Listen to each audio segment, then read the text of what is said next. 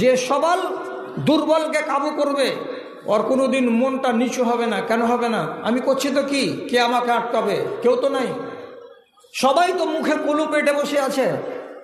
তাহলে আমরা যদি সবাই এই মহান দায়িত্বকে পালন না করি, তাহলে অবস্থাটা কি দাঁড়াবে? যে দেশের ভেতরে আল্লাহ রাব্বুল আলামিনের নানান আযাব দেখা দিবে। ভাই, হক কথা বলার জন্য এতখানি মোটা দেহ লাগে না, আর 6.5 ফিটের সাইজ লাগে না। হক কথা বলার জন্য কি চাই? মনের হিম্মত চাই। পাতলা যদি মানুষ হয়, দুবলা যদি মানুষ হয়, তাতে কিছু যায় আসে না। বুকের পাটা চাই হক কথা বলার জন্য। কেমন বুকের পাটা চাই?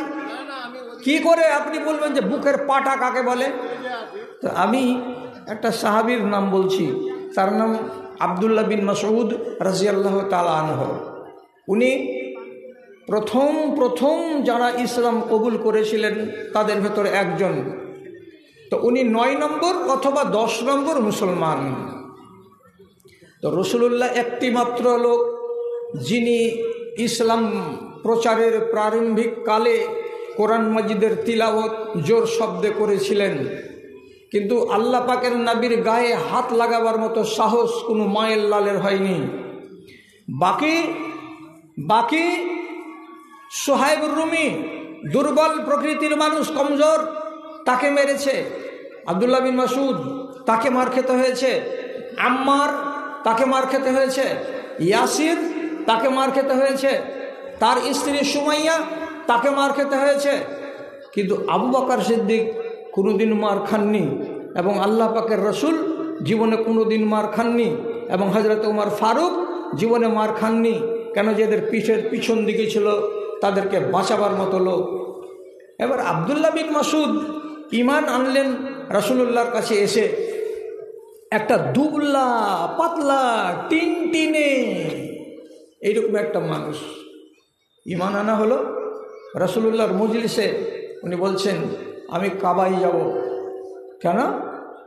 ওই যে আমি কাবাতে গিয়ে জোরে কোরআন পড়ব।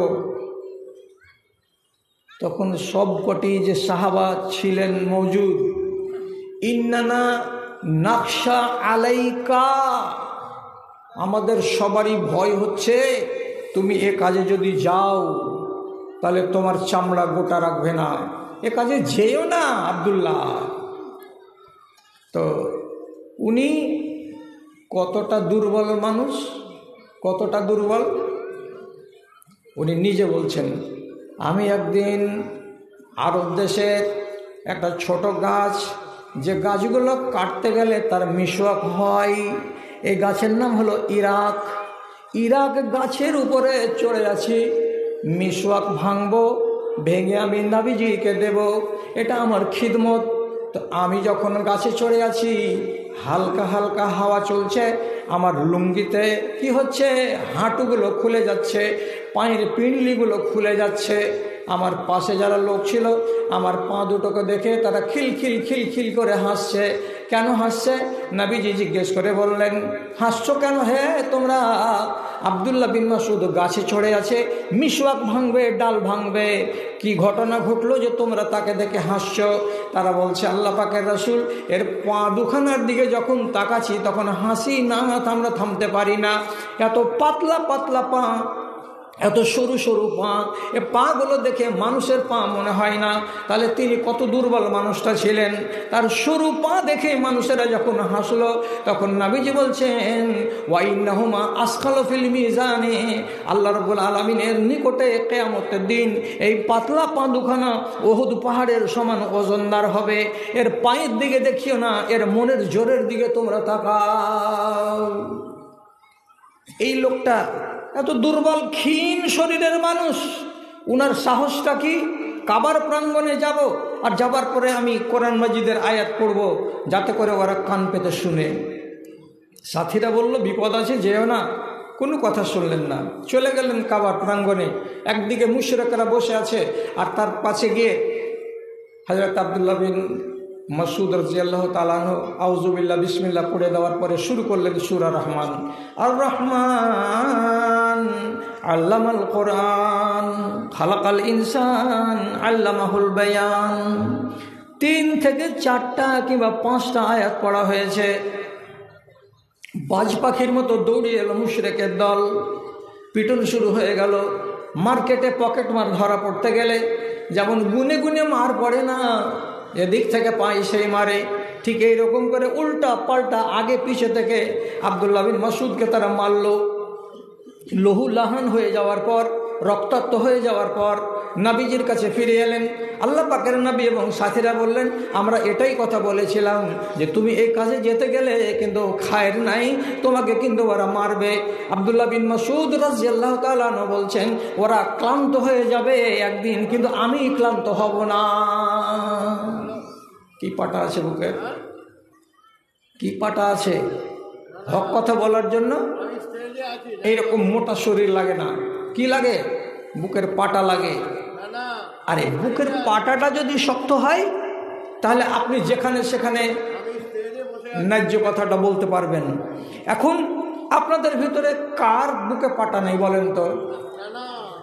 বাপের সম্পত্তিকে রক্ষা করতে যাবেন তো 2 ভাই মিলে যাবেন আর 5 জনের মোকাবিলা করবেন, তো আপনি তো রানে মারবেন আর বলবেন আয় না সামনে আয় দেখে নিচ্ছি।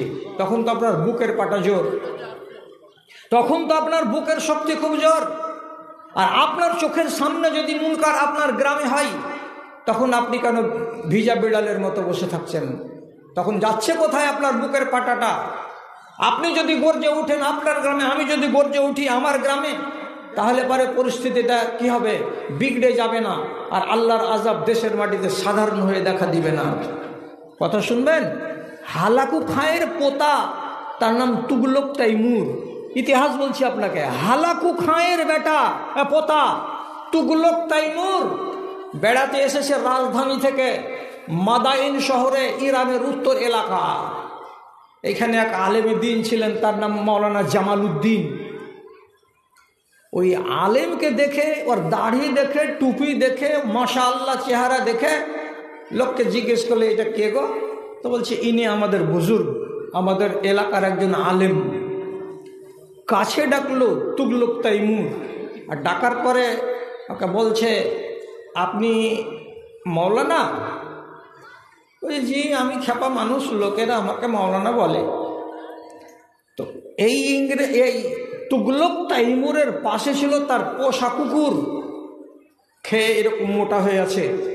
কুকুরের দিকে আঙুল তুলে দেখিয়ে মাওলানা জামালউদ্দিনকে বলছে, আমার মতে আপনার চাইতে আমার কুকুরটা অনেক ভালো, আপনি আমার কুকুরের সমান সমতুল্য নন, আমার কুকুরের সমান মর্যাদা আপনার নাই। ই বলল এক সেন্সে।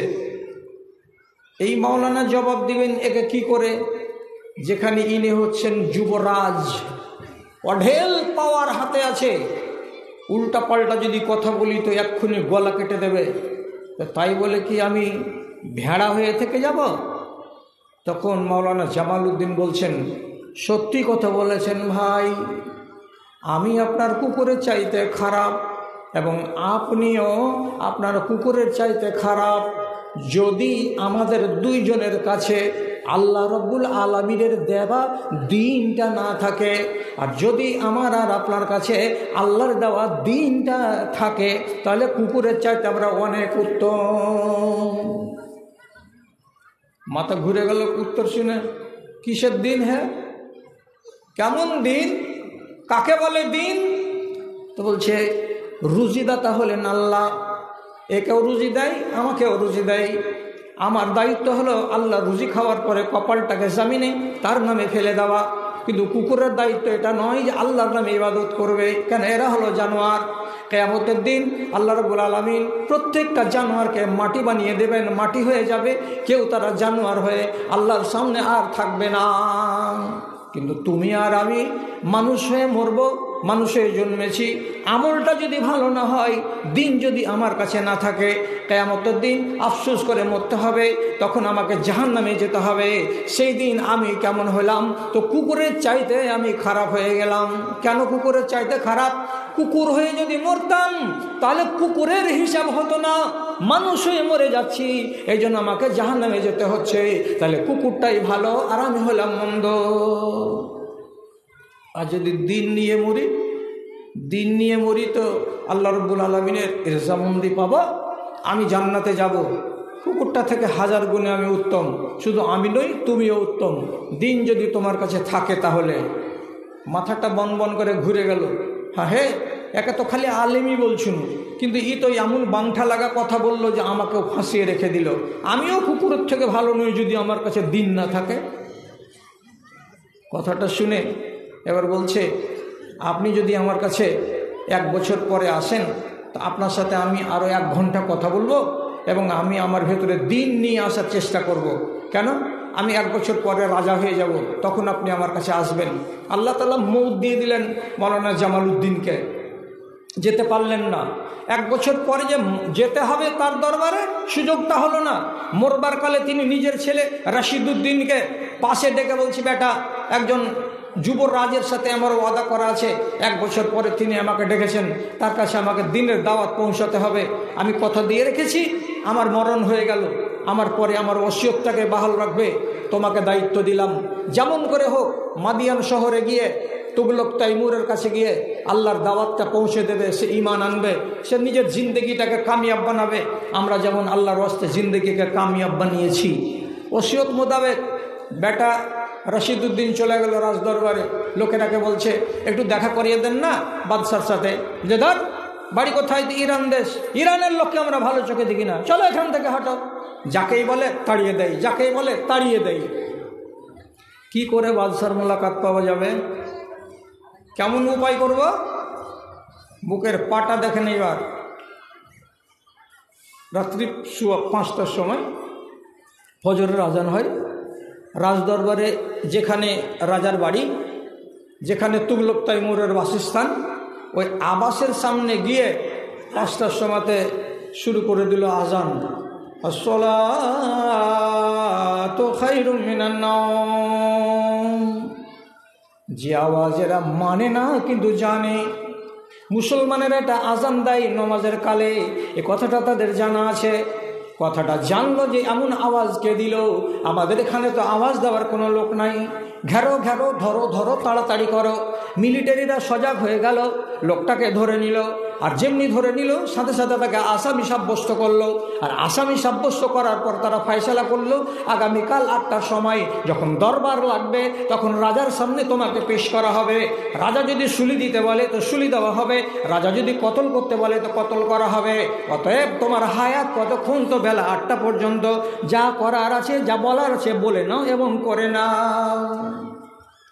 মনে মনে বলছে, আমি তো রাজারই সাক্ষাৎ পেতে চাই, তোমরাকে বললাম তো সাক্ষাৎ দিলে না, এবার তো তোমরা সাক্ষাৎটা দিবে আমাকে। 8টার সময় মজলিস বসলো, বাদশার সামনে হাজির করা হলো। কে তুমি? আমার নাম রশিদুদ্দিন। বাড়ি কোথায়? আমার বাড়ি হচ্ছে মাদায়েন। আমার বাপের নাম মাওলানা জামালউদ্দিন। আপনি 1 বছর আগে আমার বাবাকে বলেছিলেন আমার কাছে আসবেন, তো আপনার সাথে আমার কথা আছে, আমি আমার জীবনকে বদলাবার চেষ্টা করব। তো আমার বাবা মরে গেছেন, আমি সেই দায়িত্ব নিয়ে তার ওসিয়ত অনুযায়ী আপনার কাছে এসেছি আপনাকে ওই মেসেজটা দিতে। সাথে সাথ বাদশাহ বলছে, এই আমার সভাসদেরা, যা যা যা যা, দূরে যা, দূরে যা, ভাগ ভাগ, এখান থেকে চলে যা, এই লোকটাকে আমার পাশে থাকতে দে। হতবাক হতবাক সবাই। বাবা তুমি এ কাজ কেমন করে করলে? বলছে, হুজুর সারাদিন চেষ্টা করলাম আপনার সাথে মুলাকাত করার, কেউ সুযোগ দিল না। সুযোগ যখন পেলাম না তখন বুকে সাহস করলাম, জীবন যাবে না হয় থাকবে, আজান দিয়েই ফেলবো। আর এই সাহস নিয়ে যখন দাঁড়ালাম, যেমনি আজান দিলাম আপনার লোকেরা এসে তেড়ে ধরলো, আমাকে আসামি হিসেবে আপনার কাছে পেশ করেছে। বলুন আপনার ফয়সালা কি? আমাকে সুলি হবে না ফাঁসি হবে? যেতে হবে হোক। চোখের পানি ঝরিয়ে তুগলক তাইমুর বলছে, আহ তোমার আব্বাকে যদি পেতাম তা আজকে আমি উনার হাতে হাত দিয়ে আমার নিজের ইমানটাকে ঘোষণা করতাম। তোমার বাপ বেঁচে নাই তো কি, তুমি যখন বেঁচে আছো তুমি আমার কাছে সব, তোমার সামনে আমি ঘোষণা করব আমার ইসলামকে। প্রধানমন্ত্রীকে ডেকে বলছেন, প্রধানমন্ত্রী এটাকে লুকিয়ে রাখতে পারবে যে তুগলক তাইমুর মুসলমান হয়ে গেছে, কিছুদিন লোককে জানতে দেবে না? তখন তুগলক তাইমুরের প্রধানমন্ত্রী বলছে, হুজুর আপনি কি আমার একটা কথা আমানতে রাখবেন? আপনি যে ঈমান কবুল করতে চাইছেন আজ, আমি 1 মাস আগে ঈমান কবুল করে বসে আছি, আমার ঈমানের কথা আপনাকে জানালাম, আপনি কাউকে বলবেন না, তো আপনার ঈমানের কথা আমিও কাউকে জানাবো না। বাদশাহ খুশি হয়ে বলছে, সারা জগৎকে জানিয়ে দাও যে আমরা মুসলমান। আল্লাহ রে, একটা মুশরিক লোক, একটা বেদিন লোক কুকুরকে ভালো বলেছিল মানুষের চাইতে, তার সামনে বুকের পাটা দেখালেন কে তো মাওলানা জামাল উদ্দিন। বুকের পাটা দেখে যখন ন্যায্য কথা বললেন, ফল ফলল কি, যে এই সমস্ত লোকগুলো নিজের জিন্দেগিকে বদলে নিয়ে ইমানদার হতে চেষ্টা করলো। ভাইজান কি বলছি, এর আগের বারও বলেছিলাম আপনারা গর্জে উঠুন, গ্রামে গ্রামে গর্জে উঠুন। কেমন গর্জে উঠব? মুনকারকে যদি থামতে না পারেন বয়কটের সিস্টেম চালু করেন, গায়ে গায়ে দেশে দেশে। পড়বো না তোমার জানাজা, তোমার কথা যদি শুনতে পাই যে তুমি মদখোর, কি করবে তুমি? আমার জমিকে দখল করে নেবে? যাব না তোমার মেয়ের জানাজায়, নাই তোমার মেয়ের বিয়েতে যদি শুনতে পাই যে তোমার মেয়েকে তুমি, তোমার জামাইকে 1.5 লক্ষ টাকা দিয়ে তুমি কিনে নিয়েছো। গর্জে উঠুন, যারা আলেম ওলামা আছেন তারা গর্জে উঠুক যে না, আমরা এই অন্যায় কাজে যাব না। হায়দ্রাবাদ টাউনের 29 জন ইমাম একসঙ্গে কাগজে লিখিত করে নিয়েছে, হায়দ্রাবাদ শহরের ভেতরে কোনো বাড়িতে যদি পণ নিয়ে বিবাহ হয় তাহলে আপনি বিবাহ পড়াবেন না। আপনাকে যদি বরখাস্ত করে দেয় একজন ইমাম, তাহলে বাকি 28 জন ইমাম আমরা একসঙ্গে রিজাইন দিয়ে দেব। এদের রুজির, আমাদের রুজির মালিক এরা নয়, আমাদের রুজির মালিক আল্লাহ। একজনকে যদি বরখাস্ত করে তো বাকি 28 জন আমরা থাকবো না, রিজাইন দিয়ে দেবো, আমরা চলে যাব। এক বাক্যে সই করো কাগজে। 29 জন ইমাম যখন সই করে দিয়ে নাগরিকদের জানিয়ে দিল, আল্লাহর কসম খেয়ে বলছি সেখানকার লোকেরা বাধ্য হয়ে গেল যে না, মুনকারকে করা যাবে না। ভাই কি করা যায় না? আপনি গর্জে তো উঠুন আগে। আমি সময়ের সাথে বাধা আছি, আমি লম্বা আওয়াজ করতে পারবো না। আমি আমার ঘড়ির দিকে দেখে কথা বলছি এবং আমি একটু এদিক ওদিক করবো না আপনার সামনে। যখন হযরতে আলী রাদিয়াল্লাহু তাআলা আনহু মার্ডার হয়ে গেলেন, বেটা হযরতে হাসানকে খলিফা বানানো হলো। হযরতে হাসান রিজাইন দিয়ে দিলেন, তারপরে আবার বিষ দিয়ে মারা হলো। তারপরে হযরতে হুসাইন রাদিয়াল্লাহু তাআলা আনহুকে খলিফা করা হলো। হযরতে হুসাইন শহীদ হয়ে গেলেন কারবালার প্রান্তরে। তারপরে এই শৃঙ্খলা থেকে মক্কা আর মদিনার লোক মিলে জুলে আব্দুল্লাহ বিন জুবাইরকে এরা খলিফা মেনে নিল।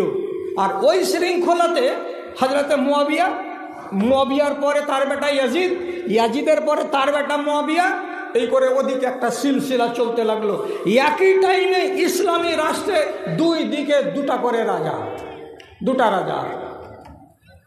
আব্দুল্লাহ বিন জুবাইরকে মুঠাতে আনবার জন্য হযরতে মুয়াবিয়া রাদিয়াল্লাহু তাআলা আনহুর পক্ষ থেকে না, ওই চেনের লোক হাজ্জাজ বিন ইউসুফকে দায়িত্ব দিল, যেমন করে পারো আব্দুল্লাহ বিন জুবাইরকে কাবু করো, এবং একে না মারতে গেলে মক্কা মদিনা আমাদের দখলে আসবে না, মক্কা মদিনা আমাদের খেলাফতের আন্ডারে আসবে না।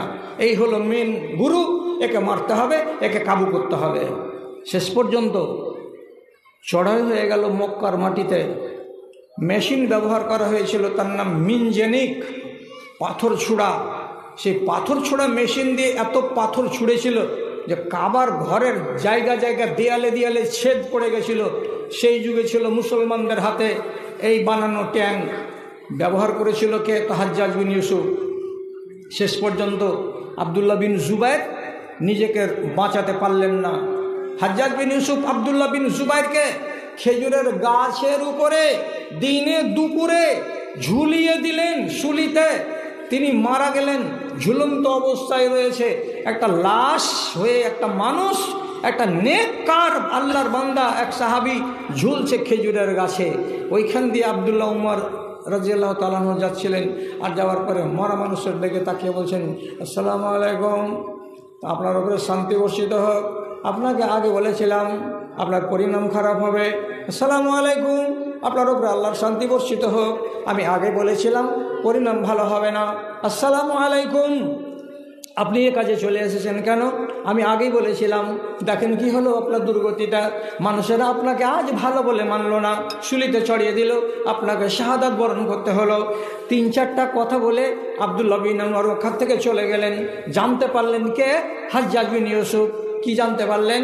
একটা বরিষ্ঠ সাহাবী, একটা নেককার সাহাবী এর মরা মানুষটা সম্বন্ধে এই কথাটা বলেছে। তখন তিনি অর্ডার করলেন, লাশটাকে নিচে নামাও। আর নামাবার পরে নামিয়ে যখন দেওয়া হলো, বেহুরমতি করে ইহুদিদের কবরস্থানে আব্দুল্লাহ বিন জুবাইরের লাশটাকে ফেলে দেওয়া হলো। তারপরে বলা হচ্ছে কি, এর মা, এর নাম হলো আসমা বিনতে আবি বাকার। আবু বাকারের বড় বেটি আসমা, আর আবু বাকারের ছোট বেটি হলো হযরতে আয়েশা। আয়েশার বোন আসমা, আর আসমার বেটা হলো আব্দুল্লাহ বিন জুবাইর। তাকে এইরকম নির্মম হত্যা করে দেওয়ার পর হাজ্জাজ বিন ইউসুফ একটা লোককে পাঠিয়ে আসমাকে গিয়ে বলছে, আসমা তোমাকে ডেকে পাঠিয়েছে। কে? তো হাজ্জাজ বিন ইউসুফ। কেন ডেকে পাঠিয়েছে? ওখানেই কথা হবে, তুমি চলো আমার সাথে। হযরতে আসমা বললেন, আমি যাব না, যাব না। হাজ্জাজ বিন ইউসুফ পিয়নকে পাঠালো। তাতে কি বলছে পিয়ন? যেটা বলে দিল পিয়নকে, সেটা পিয়ন গিয়ে বলছে, লাতাতিয়ান্নানি আউল আও আল্লাহ আবআসা ইলাইকা রাজুলান মান ইয়াসহাবুকে বিকুরুনিকে। আমি তোমাকে ডেকেছি, চলে এসো। না যদি সহজভাবে এসো এ মহিলা, তাহলে তোমার কাছে আমি এমন একটা লোককে পাঠাবো, যে লোকটা তোমার চুলের ঝুঁটিকে ধরেই ছেঁচড়াতে ছেঁচড়াতে আমার দরবারে নিয়ে চলে আসবে, তখন তুমি আমার সামনে আসবে। ভয় লাগে না? কে ডেকে পাঠিয়েছে? আমার নাম হাজ্জাজ, হাজ্জাজ বিন ইউসুফকে জানো না, চিনো না?